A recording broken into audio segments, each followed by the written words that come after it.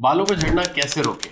ये सवाल आजकल हर किसी के मन में आता है क्योंकि हेयर फॉल एक कॉमन प्रॉब्लम बन गई है। आज हम इस सवाल का जवाब देंगे और बताएंगे कुछ ऐसे आसान तरीके जो आपके बालों को बचाने में हेल्पफुल साबित हो सकते हैं। हेलो दोस्तों, मैं हूं डॉक्टर नवनीत हरोल, एक गोल्ड मेडलिस्ट डर्मेटोलॉजिस्ट और skin and hair problem specialist. आज के टाइम में हेयर फॉल का इशू इतना बढ़ गया है कि कई लोग अपने सेल्फ कॉन्फिडेंस तक को खो देते हैं।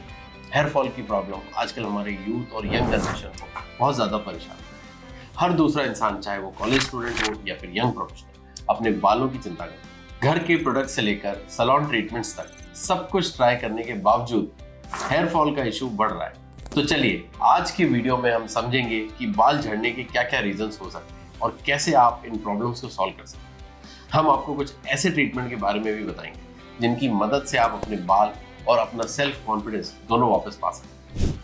तो सबसे पहले हम जानते हैं कि बाल का झड़ना कब प्रॉब्लमेटिक बन जाता है। आमतौर पर हर दिन 50 से 100 बाल गिरना नॉर्मल होता है, लेकिन अगर आपके बाल 100 से ज़्यादा गिर रहे हैं तो ये थोड़ा सा दिक्कत का विषय बन जाता है। आपको अगर ऐसे साइंस मिलते हैं, जैसे कि आप सुबह उठकर देखें तो आपको पिलो पर बहुत सारे बाल गिरे हुए हों, या फिर शैम्पू करते वक्त या कोम कंघा करते वक्त बहुत सारे बाल टूट रहे हैं, तो आपको थोड़ा ध्यान देना चाहिए। अगर आपके बाल समय से पहले या फिर ज्यादा टूट रहे हैं तो ये आपको बॉल्डनेस तक ले जा सकता है। याद रखिए, बालों को बचाना आसान होता है, लेकिन अगर वो गिर गए हैं तो उन्हें वापस लाना काफी मुश्किल हो सकता है। तो अब हम बात करते हैं कि बाल झड़ने के कौन से मेन रीजंस हो सकते हैं। पहला और सबसे इंपॉर्टेंट रीजन है स्ट्रेस। आज की बिजी लाइफस्टाइल में हर इंसान किसी न किसी टेंशन में रहता है। स्ट्रेस से हमारी बॉडी से नेगेटिव एनर्जी निकलती है जो हमारी हेल्थ के साथ साथ बालों पर भी असर डालता है। तो ये भी बाल झड़ने का एक मेजर रीजन हो सकता है। दूसरा रीजन है जेनेटिक्स। काफी लोगों में बाल गिरना उनके जीन में ही होता है। अगर आपके पेरेंट्स या ग्रैंड पेरेंट्स को ये प्रॉब्लम है तो आपको भी ये प्रॉब्लम हो सकती है। तीसरा रीजन है हार्मोनल इम्बैलेंस, जो कई बार प्रेगनेंसी, मेनोपॉज या थायराइड की वजह से हो सकता है। ये भी बाल झड़ने का काफी कॉमन रीजन है। नेक्स्ट रीजन है पुअर डाइट। हमारी डाइट में जब प्रोटीन्स और एसेंशियल विटामिन की कमी होती है तो वो डायरेक्ट हमारे बालों को अफेक्ट करती है। इसलिए अपनी डाइट को बैलेंस रखें। अपनी डाइट में protein, vitamin B12, vitamin D3, biotin और आयरन को इंक्लूड करें। अगर आपको आयरन की कमी है तो आपको हरा साग और बीटरूट का जूस लेना चाहिए। अगर आप नॉनवेज खाते हैं तो फिश का कंजम्पशन करें। अगर आपकी बॉडी में प्रोटीन की कमी है तो अपनी डाइट में प्रोटीन रिच फूड ऐड करें। अगर आपके बाल गिरने की वजह कोई डिजीज जैसे डेंगू, मलेरिया, टाइफॉइड या थायराइड है तो उसका भी असर बालों पर पड़ता है।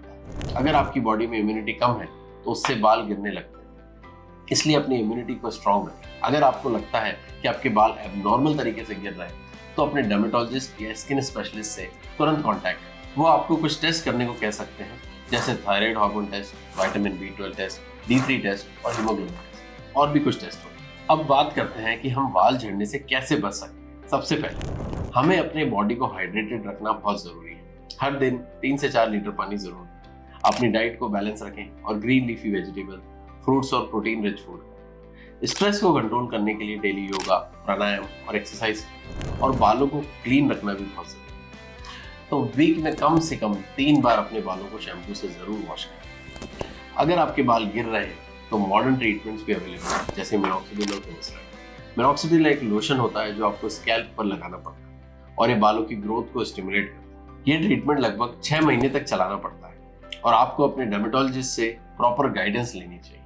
फिनिस्टाइड भी एक ट्रीटमेंट है जो मेल बॉडनेस के लिए काफी इफेक्टिव होता है। इसके अलावा कुछ और हेयर लॉस ट्रीटमेंट्स हैं जो कि हेल्पफुल हो सकते हैं, जैसे PRP, PFC, QR678। अगर बाल झड़ना बहुत ज्यादा हो चुका है तो हेयर ट्रांसप्लांट भी एक ऑप्शन है। ये एक पेन फ्री प्रोसेस है जिसमें आपके अपने बालों को उस जगह लगाया जाता है जहाँ बाल नहीं होते। ये ट्रीटमेंट परमानेंट होता है और बाल हमेशा के लिए रहते हैं।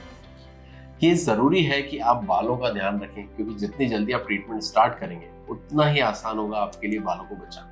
मैं आपको यही सजेस्ट करूंगा कि अपने डॉक्टर या डर्मेटोलॉजिस्ट से एडवाइस लें और टाइमली ट्रीटमेंट चुनें। तो अगर आपको भी स्किन या हेयर रिलेटेड कोई भी प्रॉब्लम हो तो मुझसे कॉन्टैक्ट कर सकते हैं।